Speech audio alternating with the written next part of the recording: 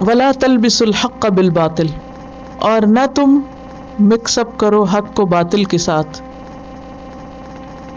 یہ کیسے کرتے تھے؟ ہوتا یہ تھا کہ اہل مکہ یا دوسرے لوگ جو غیر اہل کتاب تھے، انہیں جب بھی کوئی مذہبی معاملہ پیش آتا تو اس کی تصدیق کے لیے وہ اہل کتاب کے پاس آتے. یہ بالکل ایسے ہی بہت نیچرل ہے. اگر آپ کو کوئی خدا نخواستہ تکلیف ہو، بیماری ہو، تو آپ کس کے پاس جائیں گے پوچھنے کے لیے؟ ڈاکٹر کے پاس. اگر کوئی مذہبی معاملہ ہو تو کس کے پاس جائیں گے؟ کسی اسکالر کے پاس، عالم کے پاس. تو لوگ مذہبی معاملات میں ان کی طرف رجوع کرتے تھے. قریش اور دیگر لوگ ان سے آ کے پوچھتے تھے کہ تمہارا کیا خیال ہے اس نبی کے بارے میں. تو یہ پوری طرح انکار بھی نہیں کرتے تھے، لیکن ایسا شوشہ چھوڑتے، ایسی بات کرتے، ایسا ٹوسٹڈ جواب دیتے کہ جس کی وجہ سے لوگ کنفیوز ہو جاتے. مثلاً کیا کہتے کہ ہاں پیغمبر تو ہے لیکن صرف امیین کے لیے ہے، ہمارے لیے نہیں. اور آج بھی یہی کہتے ہیں. ان میں سے بعض لوگ محمد صلی اللہ علیہ وسلم کو نبی مانتے ہیں، قرآن کو بھی الہامی کتاب مانتے ہیں، اسلام کو الہامی مذاہب میں شمار کرتے ہیں، لیکن کیا کہتے ہیں کہ وہ صرف عربوں کے لیے تھے، امیین کے لیے تھے، سب کے لیے نہیں ہے. یہ ہے حق کو باطل کے ساتھ خلط ملط کر کے پیش کرنا، اصل بات نہ کرنا، لوگوں کو کنفیوز کرنا کہ لوگ شبہ میں پڑ جائیں. ولا تلبسوا الحق بالباطل، اور یہاں کیا کہا جا رہا ہے؟ یہ تو حق ہے، پروفڈ بات ہے کہ محمد صلی اللہ علیہ وسلم سچے ہیں. اور باطل کیا ہے؟ وہ جھوٹ جو تم نے خود گھڑ لیا کہ یہ صرف امیوں کے لیے ہے. وَتَكْتُمُ الْحَقَّ، اصل میں تھا وَلَا تَكْتُمُ الْحَقَّ، اور حق کو نہ چھپاؤ. کس حق کو چھپاتے تھے؟ محمد صلی اللہ علیہ وسلم کی رسالت کو. وَأَنْتُمْ تَعْلَمُونَ، حالانکہ تم جانتے ہو، تمہیں معلوم ہے. تو اس آیت میں کن دو باتوں سے روکا جا رہا ہے بنی اسرائیل کو؟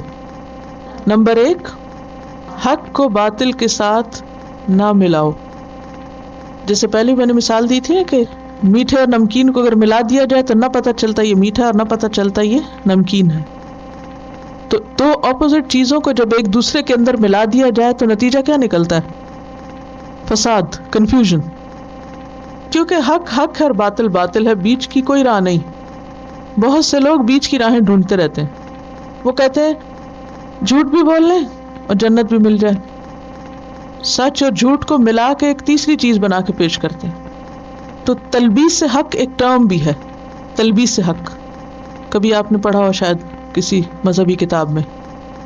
تلبیس حق علماء دین کی ایسی کوشش کو کہتے ہیں کہ جس میں وہ حق کو کھول کے بیان نہیں کرتے، بلکہ اس سے ایسی ایسی تعویلیں اور ایسی ایسی باتیں نکالتے ہیں کہ جو آیت کا اصل مقصد ہے یا اصل معنی ہے وہ بالکل غائب ہو جاتا ہے اور لوگ دوسری باتوں میں الجھ جاتے ہیں.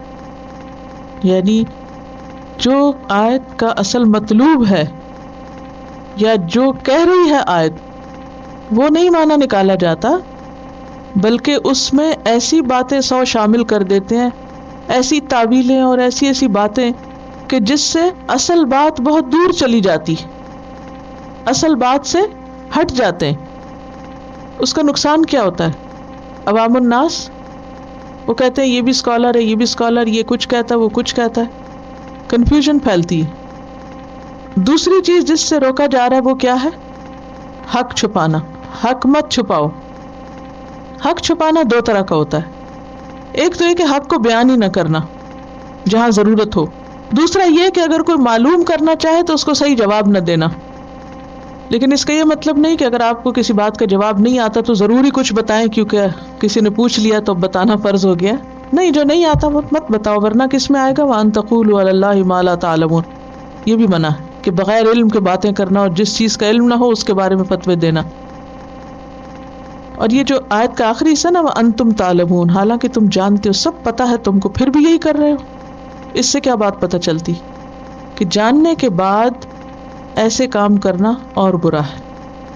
تو یہاں بنیادی طور پر علماء بنی اسرائیل سے خطاب ہے جو لوگوں کو سچائی کے بارے میں کنفیوز کرتے تھے اور حق کو اس ڈر سے چھپا جاتے تھے کہ اگر لوگوں کو پتہ چل گیا تو لوگ حق کا اتباع کرنے لگیں گے اور پھر ہماری بات کوئی نہیں سنے گا. ان کا فائدہ کس میں تھا کہ لوگ اپنی خواہشات کی پیروی کرتے رہیں اور یہ ان کے سردار بنے رہیں. اگر لوگوں کو علم ہو گیا، لوگ جہالت سے باہر آ گئے، تو پھر ان کی باتیں کون سنے گا. ہمارے لیے کیا سبق ہے؟ ہمیں کیا نہیں کرنا چاہیے؟ حق کے اندر باطل کو نہیں ملانا چاہیے، جھوٹ اور سچ کا ملغوبہ بنا کے ایک تیسری چیز نہیں پیش کرنی چاہیے. کلیئر کٹ بات کرنی چاہیے، واضح، درست. اور دوسرے کس چیز سے منع کیا گیا؟ کیا نہیں ہمیں کرنا؟ حق کو چھپانا نہیں. کیسے؟ کہ اگر کوئی آپ سے پوچھتا ہے کہ یہ حرام ہے یا حلال ہے، اگر آپ کو پتہ ہے کہ ایک چیز حرام ہے تو آپ یہ نہ کہیں کہ مجھے نہیں پتا. ٹھیک ہے؟ اگر نہیں پتا تو آپ کہیں کہ نہیں پتا، آئی ڈونٹ نو. یا اگر آپ شک میں تب بھی آپ کہہ سکتے کہ مجھے نہیں معلوم. لیکن پتہ ہونے کے بعد یہ کہنا کہ مجھے نہیں پتا، یہ بہت بڑا جرم ہے. ولا تلبسوا الحق بالباطل وتكتموا الحق وأنتم تعلمون.